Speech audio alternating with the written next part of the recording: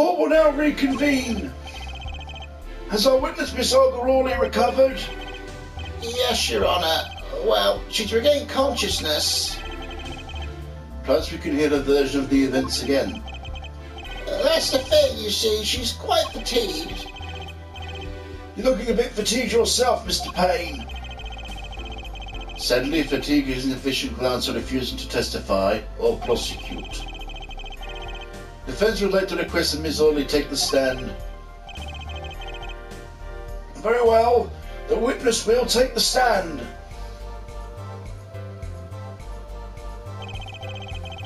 Perhaps you could repeat your name and profession. Or perhaps you'd rather admit you're a poor liar and a poorer loser. Not. Oh. Name's Olga Orley. That is truth. I am pro dealer. People call me Olga Quick Fingers Orley. Oh, really? Want to know something else? I'm not really Russian.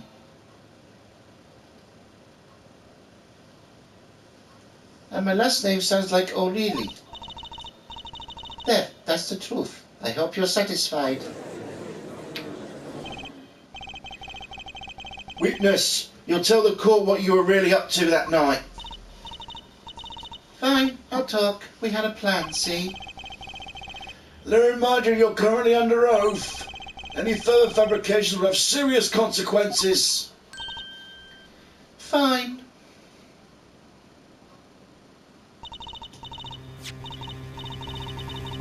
Like I said, I'm a pro. The guy Smith hired me to do what I do best. I was planted at the Borch Bowl Club for several days prior to the night of the game. As a waitress.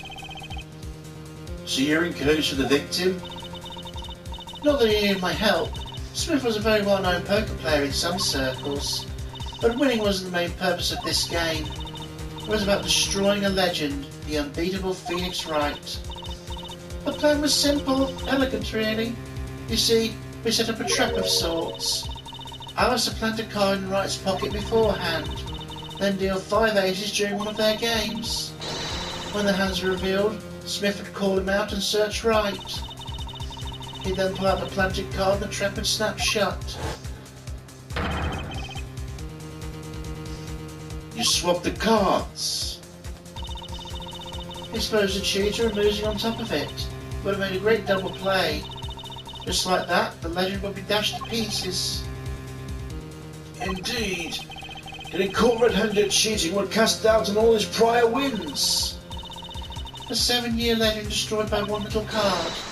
That was the plan.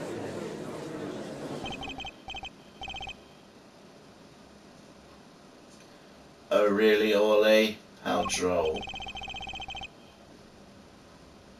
But it appears you made quite the mistake. A mistake? I agree, the trap was elegant, yet what happened to that planted card? Hey, that's right. He's lucky, I'll give him that. You'd have to slip free. You'd have to be to slip free from a trap laid by Olga Quickfingers Orley. Oh really? The witness would be much cuter if she dispensed with the evil mastermind shtick. Cute? Who wants to be cute? I'm not cute, I'm bad, you hear me? Bad. When you're through being bad, perhaps you could testify to the court. Tell us about this trap and how it was sprung.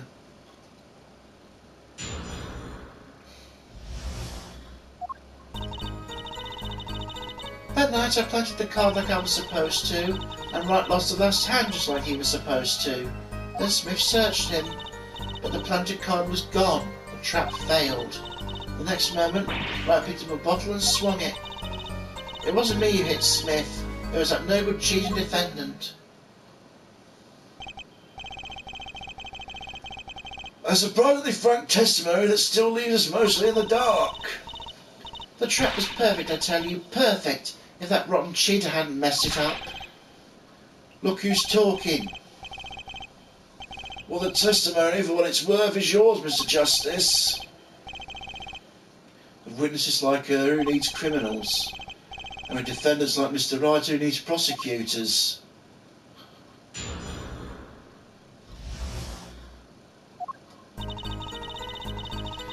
That night I planted the card like I was supposed to. This planted card? Which card was it exactly?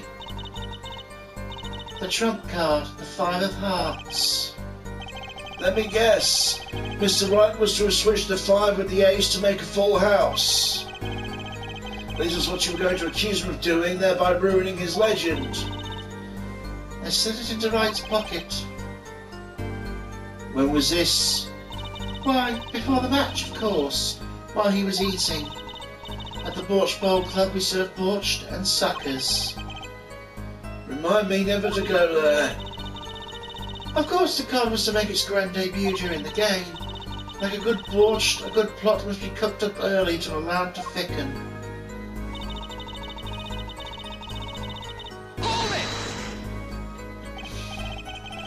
So everything went according to plan? Exactly. The 5th ace came up, so it was obvious the switch went off without a hitch. Once the extra card was found in his pocket, Wright would be forever known as a cheat and a fraud. There's worse things to be known as, I suppose. Tell us what happened with the search.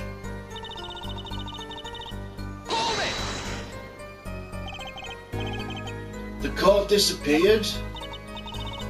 Yes, my trump card, the 5 of hearts. Gone without a trace. Poof! Zippo! We searched every nook and cranny, even inside his cute little hat. But the card's nowhere to be found, is this correct? Never in my long storied career, never has quick fingers Orley ever been so readily duped. Really? So what did happen to that 5 of hearts? Don't look at me. Why don't you ask the cheating lying two-faced defendant? So the 5 of hearts is still missing in action.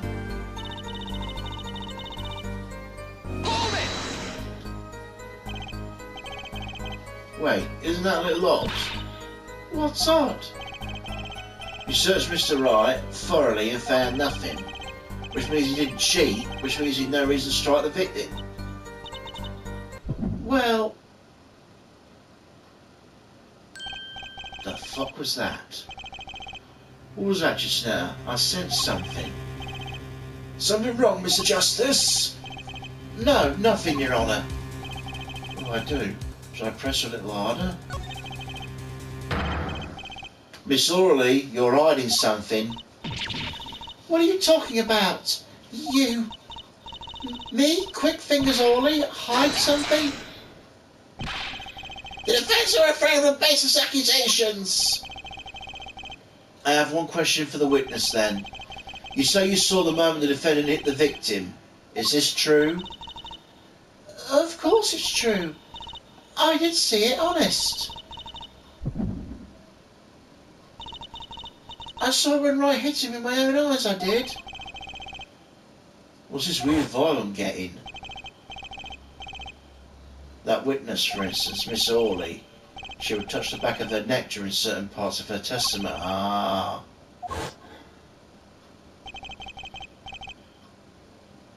Touching her neck, was it?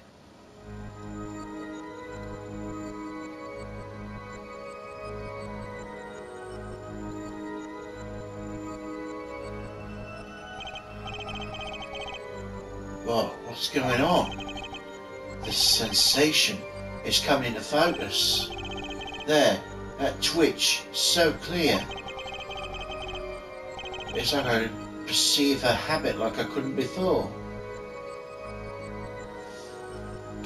Gotcha!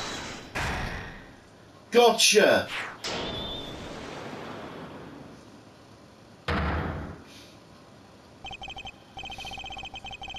Miss Orley, perhaps you're unaware of this yourself. Unaware of what? Whenever you get to a certain part of your testimony, you touch the back of your neck with your left hand. My neck?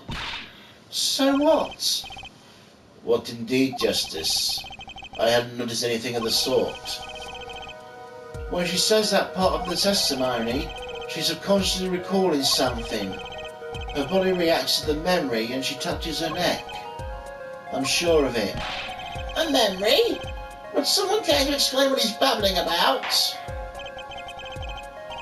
This is hardly unusual, but let's ask the defence. You claim the witness is remembering something. Maybe you have evidence as to what this memory will show us. Her habit is scratching the back of the neck whenever she talks about the moment of the crime. So what would remind her the most of the moment of the crime? Miss Orley, whenever you recall that crime of the night, you scratch your neck. I notice it happens when you think about the moment about the crime. There must be some reason behind this habit of yours. I believe the weapon left that much irresistible impression in the neck of his.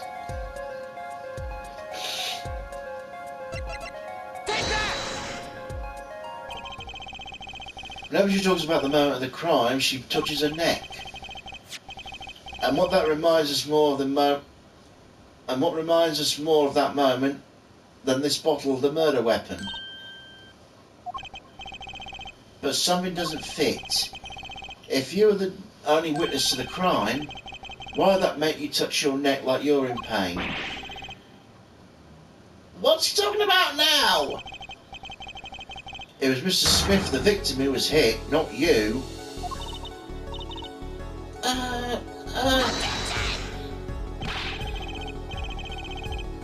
This is a cross-examination, not a cross-wild conjecture. The witness's habits are completely irrelevant. Justice, I'll admit I'm a bit confused myself. This is certainly a unique cross-examination. I'll explain later, just trust me.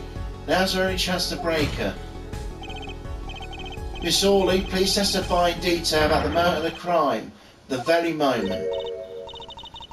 Yet, I'm doing nothing.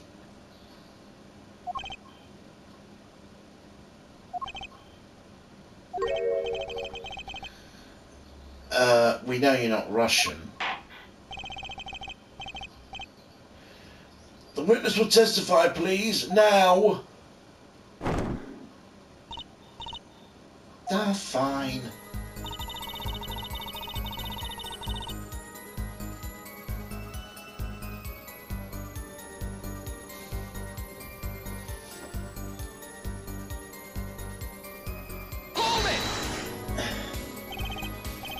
You seem uneasy.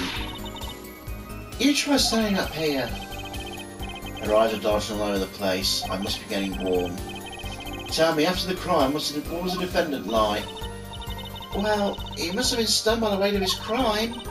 He sat on days at the table until the cops came. Intriguing. I believe you've gotten all this testimony you're going to get out of this witness. So what do you think about her testimony? I'll tell you what I think. Her testimony is obviously flawed. It's basically bogus. It contradicts the evidence. What's that? Well, shows us evidence, Mr. Justice. There's evidence that you claim contradicts the testimony. She didn't let him out of sight until the cops got there. I know there's some evidence that contradicts that.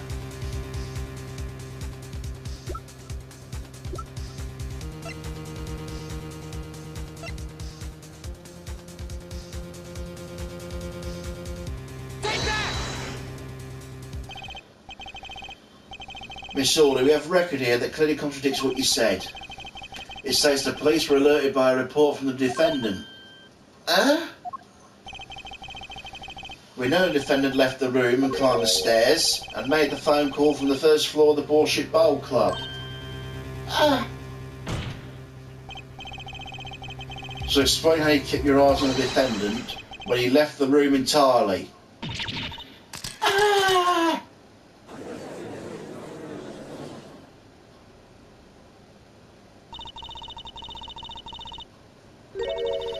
The man who picked up a bottle of soy that night wasn't the defendant.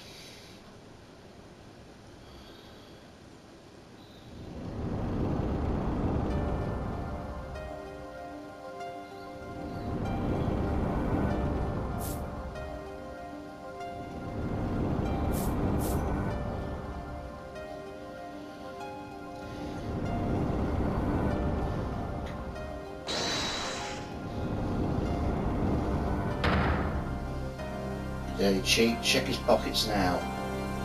It's gone. The card's gone. You lose. Oh. Just then Smith broke the bottle next to Wright, and he hit me. Some master of cheating you turned out to be. Ah!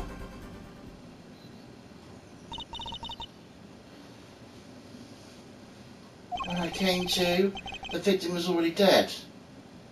The victim was already dead, is that it? That's why I couldn't reveal who I really was. If it came out I was in league with Smith, I'd be suspect for sure. Well, where does this leave us? Madness! This is madness! I'm dreaming! It must have been me who was hit with the bottle and I'm imagining all of this. It appears our prosecution at his wit's end, and frankly, I can't blame him. Mr. Gavin, what do you think about this turn of events? Mr. Gavin? Mr. Gavin, sir? I believe there's a defence in this case. We are compelled to call Miss Orley a big fat liar. A what? Three were in the room the night of the murder. Defendant, victim, and her. And she has a motive. A motive? Her plot foiled. The witness got into an argument with her client, Mr. Smith. And the announcement of that argument was murder. What? I'm no killer. It's a trap. Someone's trying to frame me.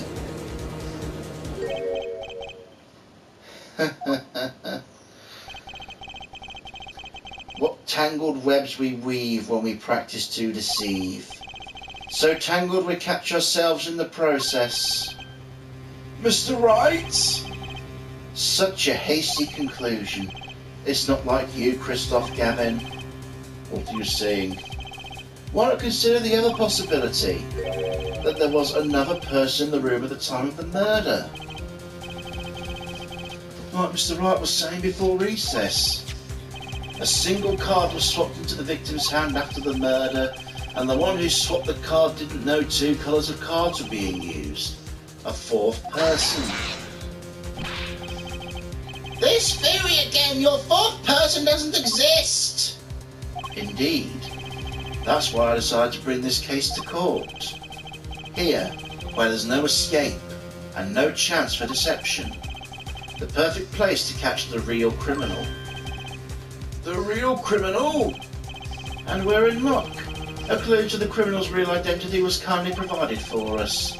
And right at the beginning of the trial, no less. What? Apollo, perhaps you know what I'm talking about. Sorry. Remember what I said? The fourth person who struck the cards made one critical error. He or she weren't considering the colour on the back of the cards. Right, but how could such an obvious mistake occur? The cards used for the last game were red. Yet, there's one person here, in our court, who thought those cards were blue. Yeah, I had that impression too, but why? Well, Apollo, think you can figure out who it was? It's not me, I swear! Who is this fourth person? Why do I always get put on the spot like this? Let's hear what the defence has to say. Who was it? Who thought the cards used in the final game were blue?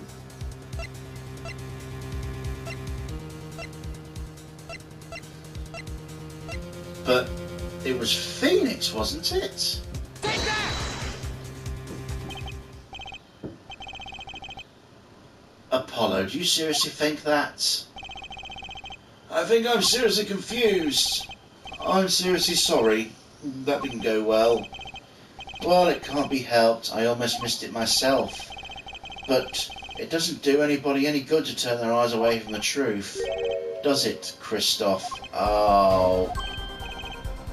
Hey, Mr. Gavin! You don't mean...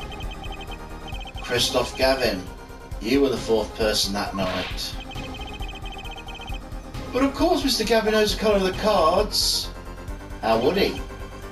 As you can see, the photo of the crime scene is black and white.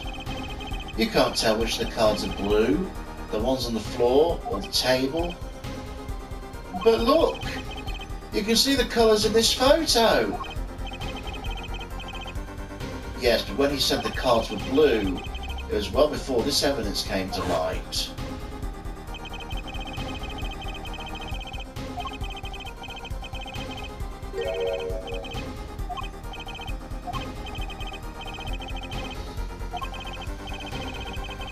Ah. Well, Christoph? Mr. Gavin? Mr. Gavin! Is something the matter? No, nothing. Excuse me. It was just so sudden. Right. You're seriously accusing me, are you? Oh, Christoph. You know I'd never take a joke this far. This has gone beyond ridiculous, beyond dumb. This is insanity. Defendant is accusing his own defense attorney of murder. I assure you I'm quite sane. What possible connection could Mr. Gavin have to the victim? I wasn't aware I had a connection to Mr. Smith either. Yes, but Mr. Gavin and the victim never even met. Well, what if they have? Huh? There's a possibility, after all. They may have met that night before the game started. What are you suggesting? Is this the truth Mr. Wright was staying silent about? Only one thing to do. Mr. Wright, the defence would request you testify to the court. The defence would like to request no such thing. Mr. Gavin? Testimonies must relate to the case. How would anything happening before the game of poker be related? I'm not sure I follow, Mr. Gavin. As I explained before, the defence believes Miss Orley. Am I to assume you speak for Mr. Justice in this? He is a defence, not you. Mr. Justice, the matter of Mr. Wright's testimony is up to you. Oh, okay. Does the court, in your opinion, need to hear Mr. Wright's testimony? Obviously. This was Mr. Wright's strategy. He was planning this all along. I intend to see it through. The defence would like to request that Mr. Wright testify to the court. Ed to Justice, you would betray me, your teacher. I'm sorry, Mr. Gavin, this isn't about loyalty, this is about the truth. Very well, the defendant, Mr. Wright, will take the stand, please.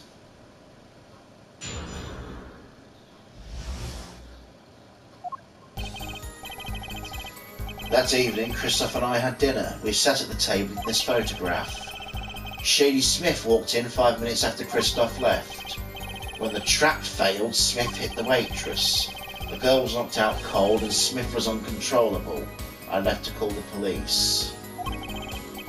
When I returned, he was dead, blood streaming from a cut in his forehead. That's when I made another phone call to defence attorney Gavin. Mr. Gavin, you were at the Porch Bowl Club that night of the murder? I dine with him rather frequently. And he talked to the defendant on the phone directly after the murder? Quite against my will, I had become involved in a murder. I thought I might need the V of a lawyer, so I called him. You were playing this all along, weren't you, Wright? That's because you wanted to drag me into your little murder trial. The only thing I want is the truth. As I did back then, and now. I thought my office was doing you a favour when we took on your defence. It appears I was wrong. Very well, the defence may cross-examine the witness. Justice. Sir? He's lying and you're going to expose him. Understood, sir. Mr. Gavin versus Mr. Wright. Oh, this can't end well. Why can't I have a normal trial?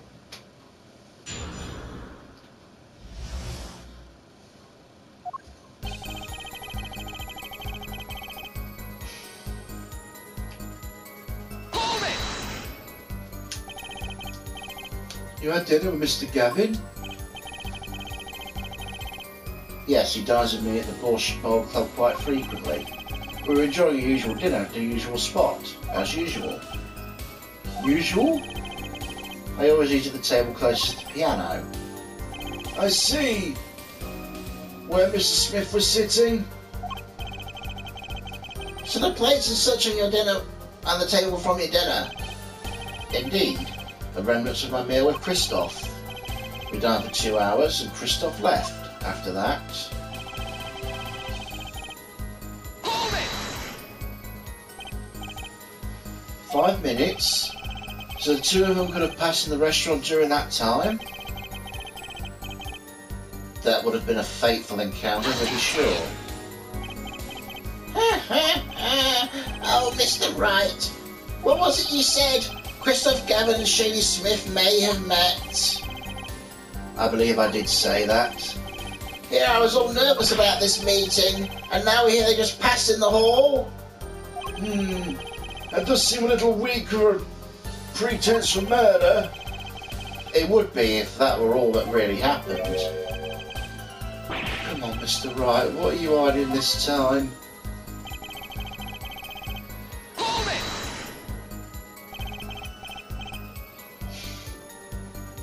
About this failed trap. That's the same trap Miss Olga Hawley mentioned.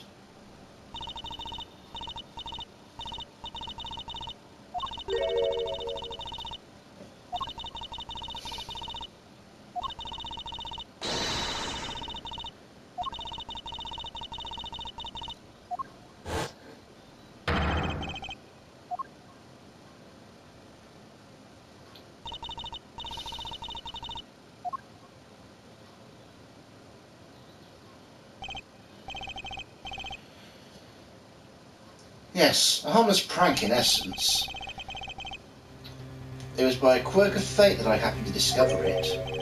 A quirk? I happened to put my hand in my pocket and found a card. The card you planted. Yes, I snuck a peek at it and found it was the 5 of hearts. I had a feeling something might happen, so I disposed of the card before the game.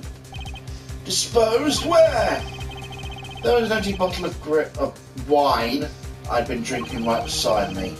I threw the card inside the bottle. An empty bottle of wine?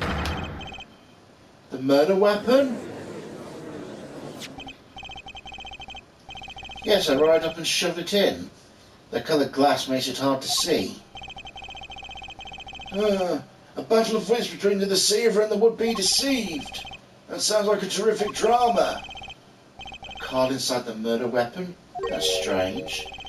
Did the police miss it in their investigation? Maybe I'll take a look.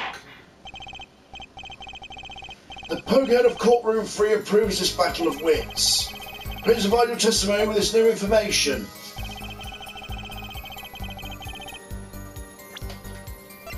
Objection!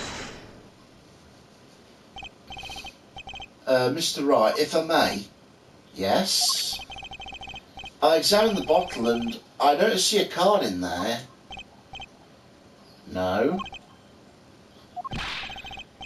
What, Mr. Wright? Surely isn't all you have to say it yourself? I can't say I know what happened to the card. I did put it in the bottle, however. Eh? Perhaps a 5th person came and took it out, and the 6th person could have helped. Mr. Gavin, Mr. Wright is your client. My apologies, Your Honour. I won't be disparaging our investigation either. We looked inside that bottle, there was nothing. So what's going on? Is Mr. Wright hoodwinking us again? Or did the card just disappear?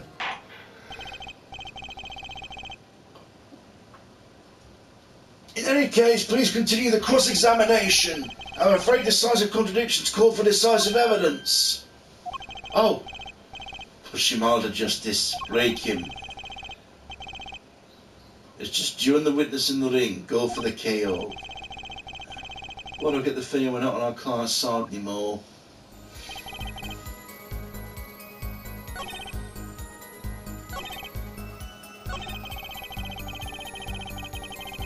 Hold it!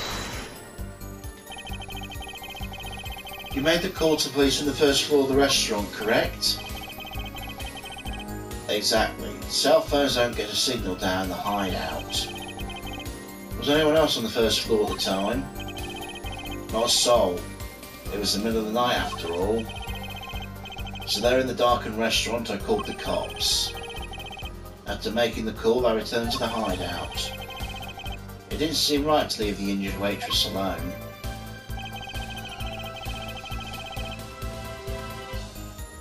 Hold it! And when you returned, the victim was already dead, yes. I admit, I was a little startled when I walked in. A little? He was bleeding from his forehead after all. I guess I'd be startled too if I walked in on a scene like that. Hold it! Could you explain why you called Mr. Gavin? I'd obviously got involved in a rather sticky affair. And I figured Christoph's law offices would give me a friend rate for my defence fees. Glad to hear you intended to pay. I'm not paying for Christoph. It was I who got you involved after all. You may find the price of your defence quite high, my good friend. Is the truth that White was talking about?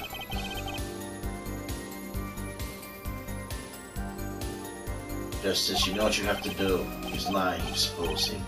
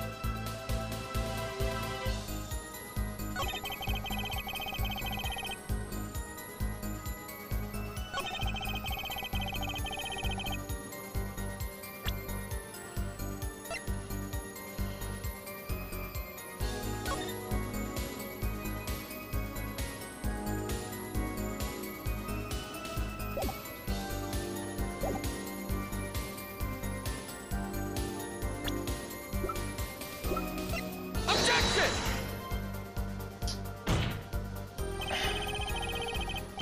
Oh.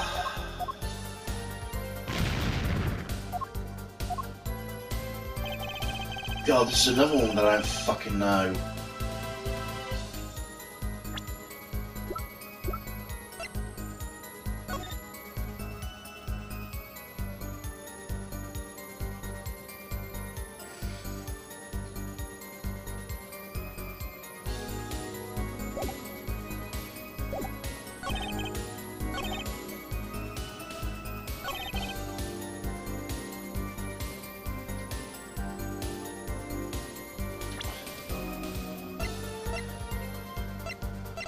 Objection!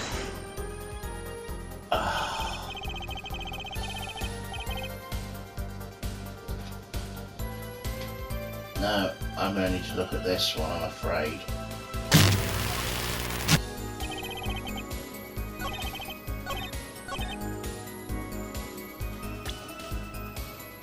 Objection! Mr. Wright, if I may. Yes? Take a look at this photograph of the crime scene. See the victim here? He's wearing his hat. I wouldn't think you could see blood on his forehead. Good point. Justice, next time you point out an inconsistency, put a little more oomph into it. Mr. Wright, can you explain this to the court? I forgot to mention something. I was the one who put the hat on his head. Huh? You? You put the hat on that dead man's head? He wore it for our entire poker game. After calling the police when I returned to the scene, his head was fully in view, shining bright, just like in this photograph. And? I picked his head up on the floor and put it on his head. Why'd you do such a thing like that? All I can say is I'm sorry. That's the only thing I touched at the crime scene. So Miss Orley didn't see it? It being the victim's, his head? I think not. She was out cold. I believe I was the only one who witnessed his head. Here we go again. Mr. Gavin? Pardon. It just seems our client is determined to lie his way through this case. He's still our client, isn't he? I believe it's enough of that. Mr. Gavin? This witness testimony is more like a travesty riddled with lies. I'm beginning to see how you came to lose your attorney's badge 7 years ago. Well, you certainly have a unique way of treating your clients, Christoph. I never knew. I believe it was you who from the first stole. Mr. Wright, if you intend to ever tell the truth about this case, it's now or never. Don't be misled. I haven't told a single lie here. Huh? When I noticed the trap, I put the card in the bottom to dispose of it. And when I put the hat on the victim's head, let's say I had a reason for doing that as well. A reason? That reason is right here. Your cell phone? That night, recall I spoke with Defence Attorney Gavin after calling the police. Just in case, I recorded our conversation. What's this? Now we're all here, I see no reason I shouldn't play it back for the court.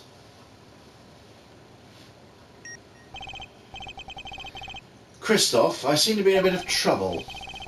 What's this? Game not going well? Something like that. A gentleman who challenged you, he turned out to be good?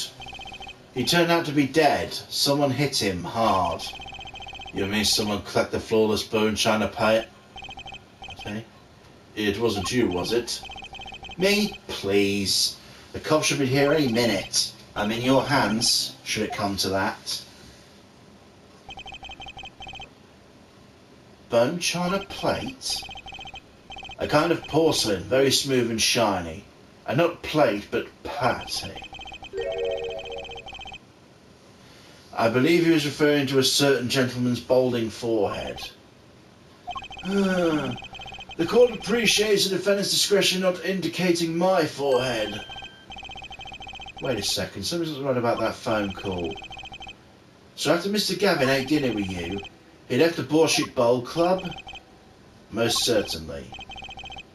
Then how did he know? When did he see this bone china patty? Oh, that's right. Yes. That was when I began to see my good friend in a different light.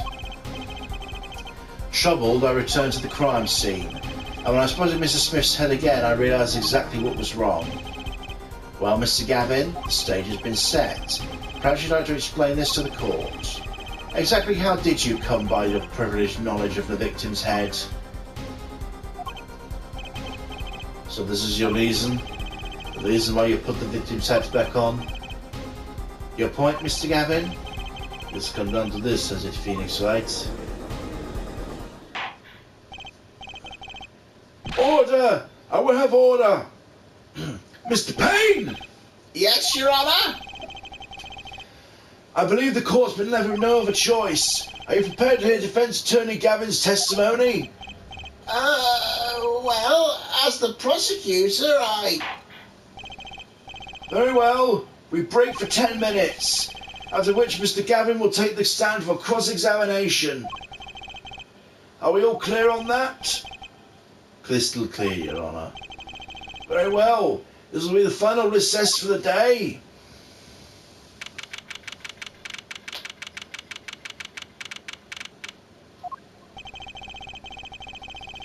Mr. Gavin and Mr. Wright are both in the judge's chamber. Who'd have thought today would turn out to be like this? May I? Oh, that's the daughter. Eh? What? Hello, sir. Please pick a card. What's all this about? Is this one okay? Excellent. I have a message for you. The last hand is about to be played. You need a trump card to make it. A trump card? The card you've chosen is magical. Use it wisely and the game is yours. That's all. An ace? Where do I remember that card from?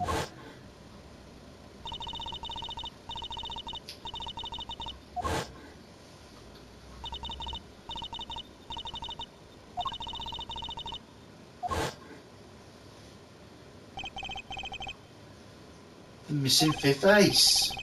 Wait, this blotch of red. Is this blood?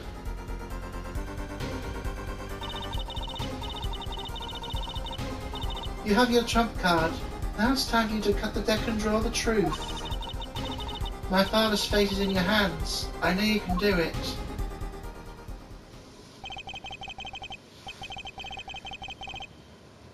This bloodstained card is my trump card to find the truth? I fell deep into thought as my mind raced to understand what it all meant. That girl, I'd seen her recently, but where? That's when I made the connection.